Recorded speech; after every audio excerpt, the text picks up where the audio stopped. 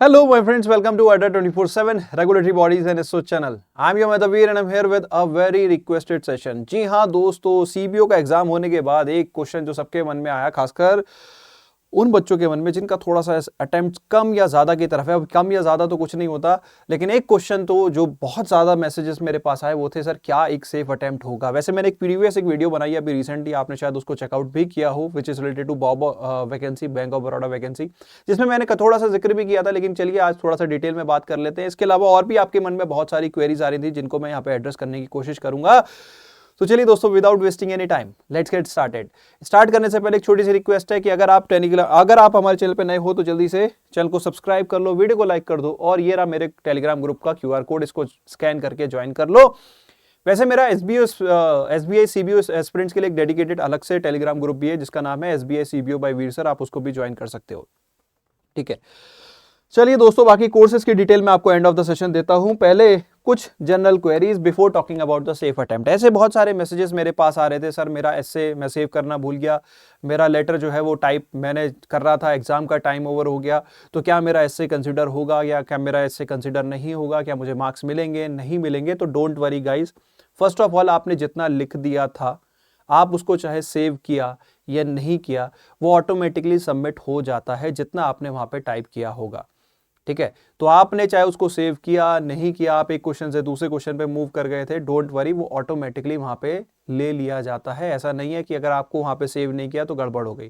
ठीक है, आपसे छूट गया, कोई छूट गया तो देखो फिर मतलब एक्चुअल जो मार्क्स मिलेंगे वो किस बेसिस में मिलेंगे, वो मिलेंगे आपके क्या आपने कंटेंट लिखा, कितने वर्ड लिमिट में लिखा, क्या आपने रूल्स फॉलो किए, ग्रामर के, लेटर के एंड ऑल, तो वो फिर मार्क्स उस चीज पे है। लेकिन इस बात से आप बेफिक्र हो जाइए कि यार मेरा ऐसे जो है मैं सबमिट करना भूल गया था, तो उसकी वजह से आपको कोई दिक्कत नहीं होने वाली। ठीक है, तो ये एक पहला डाउट था जो बच्चों के मन में बहुत ज्यादा आ रहा था। बहुत सारे ऐसे मैसेज आए, सर मेरा पेपर तो बहुत अच्छा हुआ था लेकिन डिस्क्रिप्टिव में मैं सबमिट करना भूल गया और I am feeling very depressed and all. तो भाई देखो, पैनिक मत करो, है ना, वो ऑटोमेटिकली सिस्टम वहां पे ले लेता है। नेक्स्ट आते हैं इंपॉर्टेंट चीज which is about the safe attempt. भाई सेफ अटेम्प्ट क्या होता है, देखिए पहली चीज मैं यहाँ पे इस बार के CBO पेपर के बारे में अगर कुछ चीज बोलूं तो पहली चीज यहाँ पे वैकेंसी थोड़ी सी डाउन साइड है। ठीक है, और पेपर का लेवल थोड़ा सा अप साइड है। और थोड़ा सा नहीं बोलूंगा दोस्तों, अगर पिछली बार का पेपर का मैं जिक्र करूं तो पिछली बार का पेपर अगर 19 था तो इस बार का पेपर डेफिनेटली अगर मैं सारे सेक्शंस मिला लूं तो डेफिनेटली 22-23 था। ठीक है, यानी कि अगर इसी के बेसिस पे मैं देखूं तो जो वैकेंसीज का इंपैक्ट आना चाहिए था वो नलीफाई हो जाता है बेस्ड ऑन पेपर का लेवल। इवन इसकी वजह से कहीं कट ऑफ में कोई बहुत ज्यादा डिफरेंस मुझे नहीं नजर आ रहा। मे बी हो सकता है रेयर सिनेरियो में, शायद मैं गलत बोल रहा हूं। ठीक है, बट कट ऑफ या तो सेम रहनी चाहिए या थोड़ा सा डाउन साइड रह सकती है। ठीक है, लेकिन अब यहां पे आपके मन में आ रहा होगा नहीं नहीं सर कुछ एब्सोल्यूट डिस्कशन कीजिए। देखो यार, पिछली बार क्या था, 5400 के आसपास वैकेंसीज थी, इस बार 2900 के आसपास वैकेंसीज है। ठीक है, और मोस्ट इंपॉर्टेंटली आपकी वैकेंसीज जो हैं वो सर्किल बेस्ड वैकेंसीज होती हैं। फॉर एग्जांपल आप अहमदाबाद सर्किल के बारे में बात कर लो, कोलकाता, चंडीगढ़, न्यू दिल्ली, तो कहीं वैकेंसीज कम है, कहीं वैकेंसीज ज्यादा है। अब अल्टीमेटली जो आपकी कट ऑफ होती है वो सर्किल बेस्ड होती है। ठीक है, अगर पिछली बार की आप कट ऑफ भी उठा के देखोगे तो इट वाज लाइक 50 से लेके 70, 75, even to an higher extent 79 तक भी कुछ सर्कल्स की कट ऑफ रही है। ठीक है, अब एग्जैक्ट कट ऑफ तो देखो फिर RTI लगाओ तो पता लगता है। और मैं इस बार सोच रहा था कि RTI लगा दूं यार इस बार की, लेकिन अभी RTI लगाऊंगा इतने में आपका रिजल्ट आ जाएगा, इतने RTI का रिप्लाई नहीं आएगा, है ना। तो मैं एक बार ये प्रोसीजर कंप्लीट हो जाए तो फिर उसके बाद ही RTI लगाऊंगा, ताकि फ्यूचर एस्पिरेंट्स के लिए सब कुछ क्लैरिटी रहे पूरा एकदम। यहाँ पे हम सब कुछ डिस्कस कर लें कि भैया किस सर्किल की कितनी कितनी कट ऑफ थी। ठीक है, तो लास्ट ईयर मैंने देखा है कि भैया किसी सर्किल की कट ऑफ 50 भी है, ठीक है, तो आई थिंक 59 भी है, 60 प्लस भी है, तो it depends on circle to circle. ठीक है, बहुत सारे सर्किल का देखो अपने पास डाटा नहीं है मेरे पास। अगर मैं पर्सनली बोलूं तो सारे सर्किल्स का डाटा मेरे पास नहीं है, और आई एम श्योर शायद ज्यादातर किसी के पास ना हो। ठीक है, तो क्या होता है एक्चुअली जब एग्जाम हो जाता है, सिलेक्शंस हो जाते हैं, तो आपका फोकस कहीं ना कहीं कट ऑफ के ऊपर उतना नहीं रहता। और कट ऑफ देखो एक ऐसी चीज भी है जहां पे नजर वो है ना कि लास्ट लाइन, तो नजर हमेशा हाई रखो, ज्यादा से ज्यादा स्कोर करने की कोशिश करो, बट फिर भी इस टाइम पे कट ऑफ की इंपॉर्टेंस लगती है कि यार हाँ कट ऑफ जो है वो कितनी होनी चाहिए। तो यहाँ पे देखो, अब मैं डायरेक्टली ज्यादा बात को घुमाऊंगा नहीं, सिर्फ डायरेक्ट पॉइंट पे आऊंगा कि सर क्या एक सेफ अटेम्प्ट हो सकता है। तो देखो, मैं सर्किल स्पेसिफिक वैकेंसी ना कंसीडर करके एक सेफ स्कोर अगर प्रेडिक्ट करना चाहूं तो वो मैं प्रेडिक्ट करना चाहूंगा 65 ±5। ठीक है, this would be a probable cut off for majority of the circle.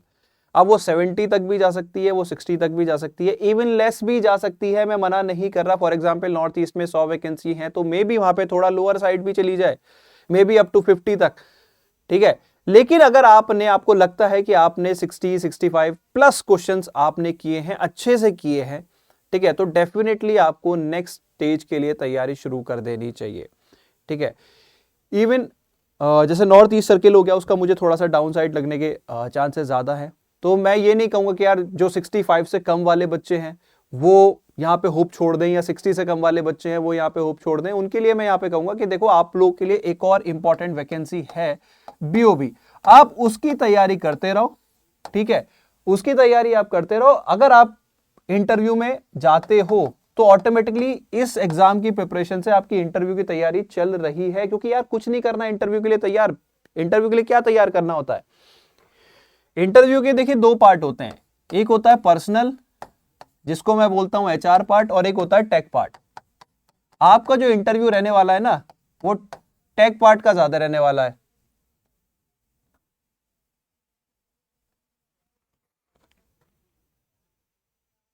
Sorry guys, थोड़ा सा मुझे यहाँ पे डिस्टरबेंस लगा, मुझे लगा ये बोर्ड हिल रहा है तो आई वॉज फीलिंग यार ये ऐसा क्यों हुआ भूकंप तो नहीं आ गया, तो रियली सॉरी। चलिए वापस आते हैं।